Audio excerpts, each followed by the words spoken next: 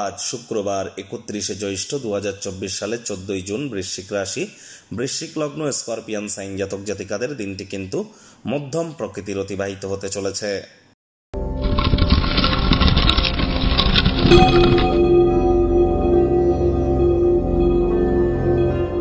ওম দ্রাং দ্রিং দ্রং স শুক্রায় নমঃ। আজ শুক্রবার। অবশ্যই শুক্রের এই বীজমন্ত্র সূর্যের আলো ডোবার পর 108 বার জপ করবেন, অত্যন্ত উপকৃত হবেন।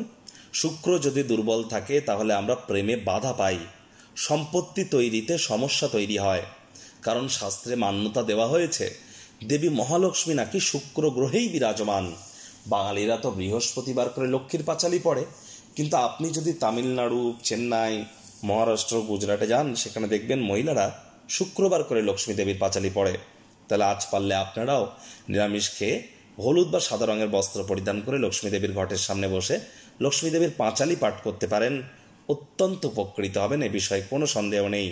পারফিউম ইউজ করুন, রেগুলার ইউজ করুন শুক্রকে মজবুত করবার জন্য। ভাগ্য মিটার আজ আপনাদের বলছে 7 আউট অফ 10, ভাগ্য আপনাদের অনুকূলেই থাকবে। তবে পরিবার এবং কর্মজাগতিক ব্যাপারে আপনাদেরকে একটু সাবধানতা অবলম্বন করেই চলতে হবে। শুভ সংখ্যা থাকছে 9, শুভ রং থাকবে লাল। আজ কায়িক পরিশ্রম হলেও শরীর মনে সতেজতা এবং তরতাজাই আপনারা অনুভব করবেন। দীর্ঘদিনের পুরনো রোগশোক, অসুস্থতা থেকে আজ মুক্তি পাওয়ার দিন, পরিত্রাণ পাওয়ার দিন। অর্থগত ব্যাপারে আয় ইনকাম আজ আপনাদের বাড়তে চলেছে। তবে হ্যাঁ, আর্থিক সমস্যার সম্মুখীনও কিন্তু হতে পারেন। আপনি আপনার বোধগম্যতা এবং জ্ঞানের সাহায্যে আপনি ভাগ্যের চাকাকে ঘুরিয়ে ক্ষতিকে মুনাফায় রূপান্তরিত করতেই পারেন। চাকরিজীবী যারা আছেন তাদের অফিসের পরিবেশ এক প্রকার বেশ, বস কলিগদের সাথে ভাব ভালোবাসা বাড়বে। তবে হ্যাঁ, কোনো প্রকার অফিস পলিটিক্স বা গসিপিংয়ের অংশ যেন হবেন না, বসের কিন্তু উল্টে কুনজরে পড়ে যেতে পারেন। ব্যবসায়িক বা কোনো আইনি কাগজপত্রে সই সাবুত না করে যেন না পড়ে যেন সই সাবুত করবেন না। সিগনেচার করবার আগে ডিটেলসে পড়ে নিয়ে তারপর করুন।